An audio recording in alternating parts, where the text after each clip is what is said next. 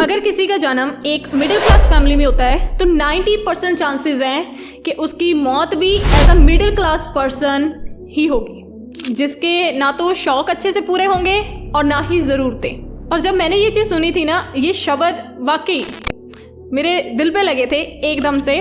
और कहीं ना कहीं ये बात सच भी है। आप अपने आसपास ही ऐसे 10 केसेस उठा के देखो जिसके बाप दादा मिडिल क्लास होंगे, वो आज मिडिल क्लास लाइफ जी रहा होगा। हो सकता है उसने हार्डवर्क करके, मेहनत करके अपनी जो है करंट सिचुएशन को चेंज कर लिया हो, but most of the people वैसे ही साइकिल में, वैसे ही सर्कल में अभी भी अपनी लाइफ लिव कर रहे होंगे। इंडिया में ना लगभग 80 से 100 करोड़ के बीच मिडिल क्लास लोग हैं और रिच, सक्सेसफुल, अमीर लोगों ने कुछ ऐसे ट्रैप्स सेट करके रखे हैं इन मिडिल क्लास लोगों को अपने जाल में फंसाने के लिए, जिनके ऊपर आज इस वीडियो में जो है हम बात करने वाले हैं। अगर आपने ये डिसाइड करा है कि as a middle class person आप अपनी सिचुएशन को चेंज करना चाहते हो, अपने लाइफस्टाइल को चेंज करना चाहते हो, देन ये वीडियो को एंड तक देखना ताकि आप इन ट्रैप्स से बच सको। Hello, I'm Rajvi Tami, personality development coach with half a decade of experience. Middle class लोग भी ना 3 तरह के होते हैं। पुअर मिडिल क्लास जो महीने का 8-10 हज़ार कमा रहे हैं, और मिडिल लेवल के जो महीने का 20,000 25,000 कमा रहे हैं, और अपर मिडिल क्लास जो 1 लाख या इससे ऊपर की कमाई जो है कर रहे हैं। फिर जिस हिसाब से आप जितने लाख करोड़ से कमाते जाते हो, उस हिसाब से आप रिच कैटेगरी में जाने लगते हो। मान लो आप महीने का 40,000 कमाते हो और उससे आपको ऐसा लगता है कि आप ना मिडिल लेवल के हो क्योंकि आप 40,000 कमा रहे हो, तो आप गलत हैं। क्योंकि अगर आपकी फैमिली में सिर्फ आप ही कमाते हो और 4-5 लोग बैठ के खाना खाते हैं, उस कमाई को यूज़ करते हैं, तो अपनी रियल इनकम को डिवाइड कर लो जितने लोग हैं उनके खर्चे से। फॉर एग्जाम्पल 5 लोग, आपकी बीवी, आपके बच्चे, आपके माँ बाप आपकी इनकम से ही गुजारा करते हैं, तो आपकी एक्चुअल इनकम कितनी निकल के आएगी? 8,000 रुपया। और 8,000 से 10,000 तक कमाने वाला जो बंदा है वो किस कैटेगरी में आता है? पुअर मिडिल क्लास की। तो 40,000 कमाते हुए भी आप क्या हो? पुअर मिडिल क्लास में आओगे। अब आपके पास 3 ऑप्शंस हैं अगर आपने अपनी लाइफ ऑन द ट्रैक रखनी है। पहली बात तो आपको अगर इन मिडिल क्लास ट्रैप से निकलना है, ये लाइफस्टाइल से निकलना है, आपके पास कैश फ्लो अच्छा खासा होना चाहिए, राइट? आपके पास इनकम अच्छी खासी आती होनी चाहिए। अब आपके पास इनकम आती नहीं है, मान लो आप शादीशुदा हो, तो आप अगर 40,000 कमाते हो और आपकी वाइफ कोई जॉब करती है या फिर कोई छोटा मोटा बिजनेस करती है, उससे वो 15-20 हज़ार तक निकालती हैं, तो टोटल कितना हो गया? 60,000 के आसपास आप दोनों का हो गया। एक तो ये है कि आपकी वाइफ जाके काम करे, ठीक है जी, थोड़ी सी आपको वहाँ से फाइनेंशियल सपोर्ट मिलेगी। और आप और मैं दोनों ही जानते हैं कि इंडिया में 32% ही ऐसी औरतें हैं जो शादी के बाद काम करती हैं। 68% जो औरतें हैं वो कोई काम नहीं करती हैं, लाइक प्रोफेशनली घर संभालती हैं, बाकी जिम्मेदारियां बखूबी निभाती हैं। इनफैक्ट मेरे आसपास ही ऐसी बहुत सारी नोन में ही औरतें हैं, अगर वो काम करें तो उनकी फाइनेंशियल कंडीशन काफ़ी ज़्यादा इम्प्रूव हो सकती है, पर वो एक्शन नहीं ले रही हैं। और इसके सोसाइटी में कुछ और भी फैक्टर्स हैं जो इस चीज़ को इम्पैक्ट कर रहे हैं कि क्यों वो एक्शन नहीं ले रही हैं। अब मान लो आपकी वाइफ भी कमाई नहीं कर रही है ना, कोई वहाँ से इनकम नहीं आ रही है, तो सेकंड ऑप्शन क्या है कि आप कॉम्प्रोमाइज़ कर लो।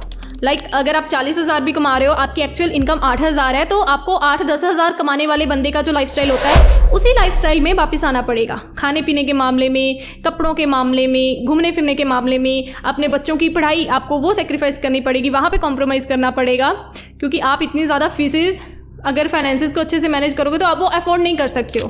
अब मान लो आप कॉम्प्रोमाइज़ भी नहीं करना चाहते, तो थर्ड ऑप्शन जो आपके पास है वो काइंड ऑफ लास्ट ऑप्शन है। लाइक आपके पास जो प्रॉपर्टी है, आपके पास जो गोल्ड है, सेविंग्स हैं, आप उसको यूज़ कर सकते हो, उसके ऊपर आप लोन वगैरह उठा सकते हो ताकि आप अपना लाइफस्टाइल जो है वो मेंटेन रख पाओ 40,000 की कमाई करने वाले बंदे जैसा। अब ये तरीके तो उन लोगों के लिए काम में आएंगे जिनकी शादी हो चुकी है। सपोज आपकी अभी शादी ही नहीं हुई है तो अभी करना भी मत, क्योंकि ये भी ना एक तरीके से मिडिल क्लास ट्रैप ही है। कैसे? अभी समझाती हूँ। अगर कोई लड़की भी ये वीडियो देख रही है ना, तो वो भी मेरी इस बात से अग्री करेगी। हमारे यहाँ पे इंडिया में ना जितना प्रेशर लड़कों के ऊपर होता है कमाई करने का, पैसा कमाने का, इंडिपेंडेंट बनने का, उतना लड़कियों के ऊपर नहीं होता है। मान लो एक लड़की है, उसकी ग्रेजुएशन हो गई है, अब वो अगर साल भर भी घर पे बैठी रहेगी ना, कोई इतना सवाल जवाब नहीं करेगा। बट अगर कोई लड़का है, ग्रेजुएटेड है, उसने 6 महीने की भी ब्रेक ले ली ना, तो सब पूछेंगे ये अब काम क्यों नहीं करता, क्या कोई जॉब मिली है इसको, कब इसकी कमाई शुरू होगी, दिस दैट। और एक और बहुत बड़ा रियलिटी चेक है, अगर लड़की कमाई नहीं भी करती है तो भी उसकी शादी ईजीली हो जाती है इन इंडिया। बट अगर कोई लड़का कमाई नहीं करता है तो उसकी शादी होना बहुत ही मुश्किल होता है हियर। और ये चीज़ें आपने भी एक्सपीरियंस करी होंगी, अपने आस पड़ोस में चीज़ें होती हुई आपने देखी होंगी। मिडिल क्लास लड़कों के ऊपर ना पहले तो पढ़ाई से रिलेटेड बहुत बड़ा प्रेशर रहता है।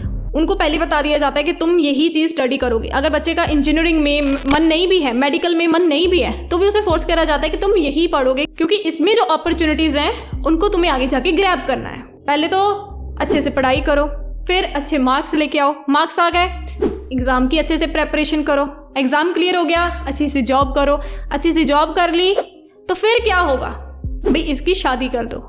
आस पड़ोस के जितने भी आपके माँ बाप हो गए, चाचा हो गया, मौसी हो गए, सब आपको ये सजेस्ट करेंगे शादी करो। आपकी भाभियाँ बोलेंगी मेरे ना मौसा जी की वो बेटी है, उनसे मैं बात करूँ क्या। उस वक्त आपने बस ना बोलना है अगर आपने ये डिसीज़न ले लिया।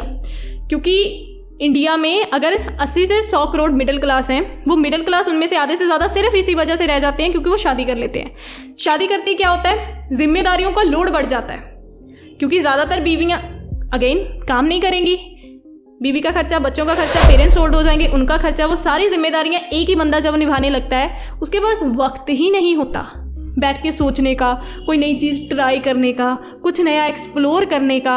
उसके पास इवन ये ऑप्शन भी नहीं रहती है कि वो अपनी जॉब से ब्रेक ले ले। वो बीमार तक नहीं हो सकता क्योंकि उसे ये पता होता है कि अगर मेरी जॉब प्राइवेट है ना, बीमार हो गया या ज़्यादा छुट्टियाँ कर ली, कहीं मेरी जॉब ही ना चली जाए। जॉब चलेगी तो इन सब का क्या होगा। उस एक बंदे की लाइफ उस अकेले की रहती नहीं है, वो इस कदर बाकी लोगों से जुड़ जाती है। सो इट्स बेटर कि आप समझदारी पहले ही दिखाओ और उस चीज़ में फंसो ही ना, फर्स्ट स्टेप ही ना लो। तो फिर ये स्टेप लेना कब है, फिर शादी कब करेंगे, जब आपके पास 1 या 2 पैसिव इनकम सोर्स बिल्ड हो जाए। जब आपको लगे कि हाँ अगर मैं नहीं भी कमाऊंगा ना तो भी हमारे घर का खर्चा नहीं रुकने वाला है क्योंकि कैश फ्लो हो रहा है। फिर आपके पास थोड़ा टाइम होगा, आप सोच सकते हो, आप डिसीजन ले सकते हो, कोई प्रेशर नहीं रहता, कोई बर्डन नहीं रहता, कोई स्ट्रेस नहीं रहता आपके ऊपर। और ये पैसिव इनकम सोर्स क्या क्या हो सकते हैं, रेंटल इनकम हो गई, एफिलिएट मार्केटिंग होगी, stock market, bonds, dividend stocks, selling, real estate, invest in business. आपको अपनी सेविंग्स को पैसिव इनकम सोर्सेज बिल्ड करने पे लगाना चाहिए। और कैसे ये चीज़ होगी, इस चीज़ के बारे में सोचना ज़रूरी है। जितना हो सके उतनी ज़्यादा फाइनेंशियल नॉलेज लो ताकि इन ट्रैप्स से आप बच सको। क्योंकि मिडिल क्लास लोगों को ना प्रिपेयर करा जाता है, माइंडसेट, वो मेंटेलिटी ऐसी देते हैं कि वो पैसा कमाना तो सीख जाते हैं पर पैसे से पैसा कैसे बनाना है, वो बिजनेस माइंड वो नहीं आ पाता, उसकी कहीं ना कहीं कमी महसूस होती है और वो चीज़ आपको खुद ही सीखनी पड़ेगी। फिर शादी को लेकर भी ना ज़्यादातर यहाँ पे होती है अरेंज मैरिजेस। और अरेंज मैरिजेस में जो कुछ लोग ऐसे होते हैं बीच में जो बताते हैं कि ये लड़की बहुत अच्छी है ना, ये लड़का बहुत अच्छा है, वो शादी कर लेते हैं आपस में। फिर बाद में पता चलता है कि ये वो नहीं है जैसा बताया गया था। लड़की है जी, सुंदर होनी चाहिए, गोरी होनी चाहिए, पतली होनी चाहिए, लंबी होनी चाहिए, ये कुछ उन्होंने ब्यूटी स्टैंडर्ड सेट करके रखे हुए हैं। चाहे एजुकेशन को उनको मतलब ही नहीं होता, कहते हमने कौन सा जॉब करवानी है। पर एजुकेशन सिर्फ जॉब करने के लिए नहीं होती है, समझ का लेवल, वो माइंड सेट, कहीं ना कहीं उसकी फिर कमी आपको महसूस होगी आगे चल के। आपकी नज़र में एक अच्छी लड़की या एक अच्छे लड़के की डेफिनेशन क्या है वो ज़्यादा मैटर करता है कंपैरेटिवली आपके आसपास के लोगों ने जो डेफिनेशन सेट करके रखी हुई है उससे।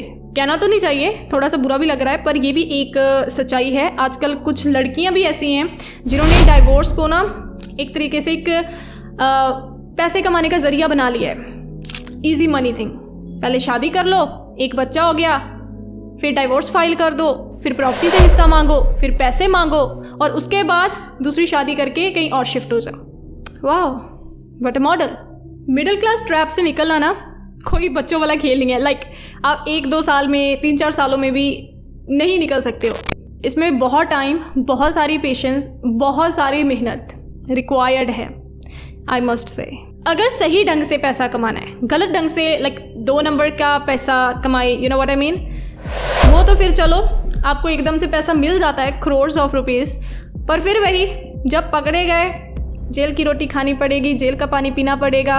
लाइफ जैसे आप गई थी उसे 3-4 गुना ज़्यादा स्पीड से नीचे आके गिरेगी और जो पहले आपके पास था वो भी नहीं रहेगा। सो इट्स बेटर कि पहले ही थोड़ा सही रास्ता चुना जाए। आजकल ना एक बीमारी फैलती जा रही है शो ऑफ की। आप शादियों को ही देख लो, लोग ना 3 दिन की जो शादी होती है अपनी 10-10 साल की कमाई उन 3 दिनों में उड़ा देते हैं, जस्ट बिकॉज उनको ऐसे होता है कि समाज में नाक नहीं कटनी चाहिए। तो वो लोन लेंगे, इधर उधर से पैसे पकड़ेंगे, फिर वो शादियों के ऊपर खर्चा करते हैं। सिंप्लिसिटी अच्छी है, ये शो ऑफ वाला कीड़ा आपको ना काटे, क्योंकि लॉन्ग रन में ये चीज़ आपके फाइनेंस पे बहुत ज़्यादा इम्पैक्ट डालेगी। और डे टू डे लाइफ में भी महंगे कपड़े, महंगी गाड़ियाँ, घूमना फिरना, ये प्लान बन गया, वो प्लान बन गया, वो सारी चीज़ें, ये छोटे छोटे खर्चे जो आलतू फालतू भी आप करते हो ना, कभी जोड़ के देखना, साल का एक अच्छा खासा अमाउंट बन जाता है। और ये अमाउंट ऐसे बर्बाद करने से अच्छा है कि आप इसको ही सेव करके और इसी से कोई आप पैसिव इनकम बिल्ड करो, और ये करनी ही पड़ेगी अगर आपको अपना लाइफस्टाइल अप करना है या इस मिडिल क्लास ट्रैप्स से निकलना है, इनसे बचना है। It's kind of basic requirement. सिर्फ जॉब कल्चर में जाके ये चीज़ कर पाना पॉसिबल नहीं है।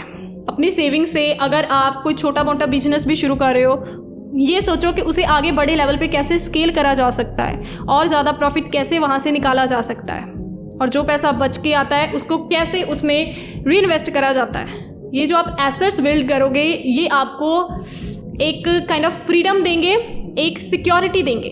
ये ज़रूरी नहीं है, इट्स नॉट लाइक फिक्स्ड कि आपको 30 की एज तक ही फाइनेंशियल फ्री होना है जी। बहुत सारे ऐसे लोग हैं 40-50 की एज में जाके बिजनेस इन्होंने शुरू करा है और अच्छा खासा स्केल करा है, मल्टी मिलियनियर बिलियनियर तक बने हैं। सो द की थिंग कि आपको फाइनेंशियल नॉलेज लेनी ही पड़ेगी अगर फाइनेंस को मैनेज करना है। अभी तक मुझे जितनी नॉलेज थी इस चीज़ के ऊपर, जो मुझे लगा कि आपके साथ शेयर करा जाना चाहिए, जितनी समझ थी मैंने उस हिसाब से चीज़ें बताई हैं, आपके आगे रखी हैं। आगे आपको किस टॉपिक के ऊपर वीडियो चाहिए आप मुझे कमेंट कर सकते हैं, फिर हम उसी वीडियो में मिलेंगे। नमस्ते।